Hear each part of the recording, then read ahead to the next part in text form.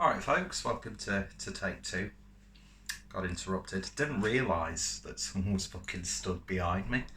And I'm looking like a very ugly girl at the moment. I don't know what's happened to my hair, but I kind of like this style because it's not just like a full-on bouffant. Although, God, I can count down the days until I get this cut. I'm not getting it cut straight away, even though hairdressers and barbers are open right now, but I'd rather wait a couple of weeks, do you know what I mean? But knowing me, I'll wait a couple of weeks and then we'll have a big fucking monumental spike and then they'll close again. When it gets to that point, I'm just shaving this fucker off. Anyway, so I'm going to keep this one quick because I'm already halfway through the beer. I've just been swigging it, it's lovely. Anspach Hobday out of London, their IPA, clocking in at 6% ABV. West Coast style. Beautiful, beautiful artwork there. I'm not going to read the spiel because, as I said, I want to try and keep this as short as possible. Got the washing machine on in the background because professionalism. But yeah, beautiful, beautiful artwork. So this is what is left of the beer. I drink beer way too fast nowadays. Doesn't even touch the sides. Anyway, so yeah, definitely got that West Coast look to it. Let's see if we can generate some head. Disturb that beer. All it has to do is look at me. But yeah, lovely amber colour. Nice amount of haze. But yeah, just looks nice and dense, doesn't it? So on the nose, it's a little bit more danker. Bitterschoen. It's a little bit more dank on the nose than it was when I first smelt it. It got quite a bit more sweetness when I first poured it. But yeah, it's sort of like straying too much into that oniony, garlicky sort of territory. You're getting slight hints of that. Nice sort of bruised, like mango. You know, and it's caught a little bit. Citrusy. Oh, fucking hell. Interrupted. Could not be fucked doing a take 3, so we're carrying on where we left off. So yeah, it's getting that slight jelly top aroma, starburst, fruit pastel, although the sort of like herbal savoury elements are coming through a little bit more now. Very dank on the nose.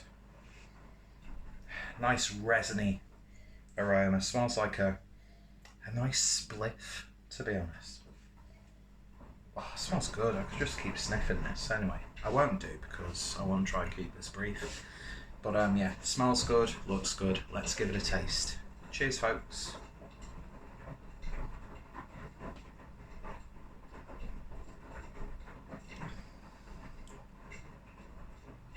It's a damn good interpretation of a West Coast style. Not many UK breweries, when they say they're doing a West Coast, actually pull off a West Coast. But this, you're getting like genuine authenticity. You get nice resiny characters. There's a little bit of dank onion, garlic characters going on. Very subtle. It's got nice grapefruity flavours, like a strong bitter grapefruit without any sort of sweetener added in. And that follows through to the bitterness, which is very grapefruit-like. But yeah, you're getting like a bit of a herbal character on this. Lovely soft mouthfeel, gentle carbonation, just enough to dissipate the beer around your mouth. You get a nice oily character as well. It just ticks all the boxes. If you want a really good West Coast style IPA, it's reminding me of when I was really getting into this and like being excited that I could get like a stone beer on tap. Do you know what I mean? Or like the first time I tried like grapefruit sculpin from Ballast Point. You don't see Ballast Point anywhere nowadays. I'd love to pick up some Ballast Point, but this is what it's reminding me of. Some people drink this and they'll say it's probably as West Coast as the east side of Sussex.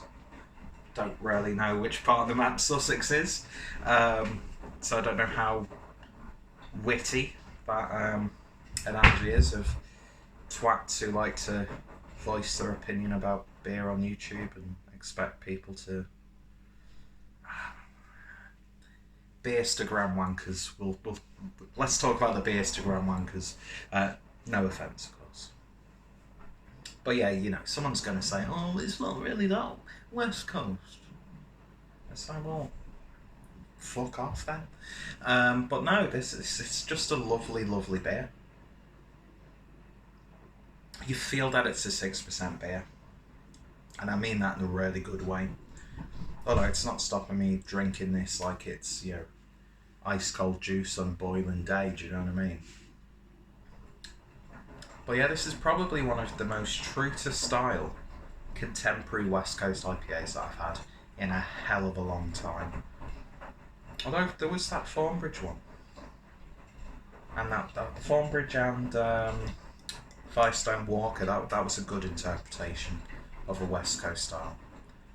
Which I'd like to see more of, but a lot of the times that I've tried a modern West Coast beer, I've just been like, it's just an IPA. It's just like a run-of-the-mill IPA. Like someone's basic core range beer, but you've, you know, charged 6 to 7 quid for it. Can't remember how much you paid for this. I think it was about 3-4 quid, something like that. Money well spent. This is an absolute banger. I could happily pick up more of this if I wanted a West Coast fix. Even though, against my better judgment, I have become one of those, you know, juice bomb haze bros now. Even though I said, like, as these beers were becoming popular, I think it's because I was poor at the time and couldn't really afford to buy craft beer of high quality, to be honest. But I said, oh, I'm not going to be one of those people. And I am one of those people who strives to have really nice, juicy, bright, vibrant, you know, haze bombs. But this is good. Great change of pace. And it takes me back to when I was really getting into beer, and like I said, when I was, you know, trying Stone Ruin 10 on tap at Brewdog. Although it's nowhere near as like abrasive or as in your face. But yeah, it's got a nice character to it. There's a sharpness of lime in there. Grapefruit bitterness on the back end. Resiny, dank. That smell, it's taking me back. Do you know what I mean? Beautiful, beautiful. You get that ever so slight ethanol aroma, but you don't get any of that on the flavour at all. You just get like a bit of like a, it's got a bit of oomph to it. It's quite robust, and that's the only reason why you know it's a 6% IPA. If this was a juice bomb, you know, like pale double IPA, which was like a luminous, like nuclear looking, you wouldn't detect that because you get all that sweetness and the softness. But this, that sort of like goes to the sides, like big in your face. And I'd really like to see a double IPA version of this. The Dipper, if they do one. But yeah, I think they've absolutely nailed it, and they really, really have. I said I wanted to keep this brief. It's gone on to be the length of a usual beer review. So, in terms of a rating then, on Anspach and Hobday's Anspach and Hobday and IPA, I'm going to give that 8.5 out of 10. I've got a can of the Zest of Friends, which is the lager that they brewed with Against the Grain, that's brewed with like lemon and lime, which I'm very much looking forward to. Picked this up from First Class Ales. My good friend Adam was making an order and asked if I wanted to have anything picked up, so I selected a few, gave him money. It got him over the free delivery, I think, and then he dropped it off for me. So picked up some good stuff from First Class. Just not that much First Class beer, do you know what I mean? But yeah, I'll definitely be trying more from these guys. And yeah, it's just nice to have something that's not a New England IPA for once. Anyway, so if you've tried this or anything else from the brewery, then let me know your thoughts, opinions down below. Go check out the brewery. If they've got a web shop, the link's going to be down below. I'm also going to put a link down below to the First Class web shop, because they've really bulked up their range recently.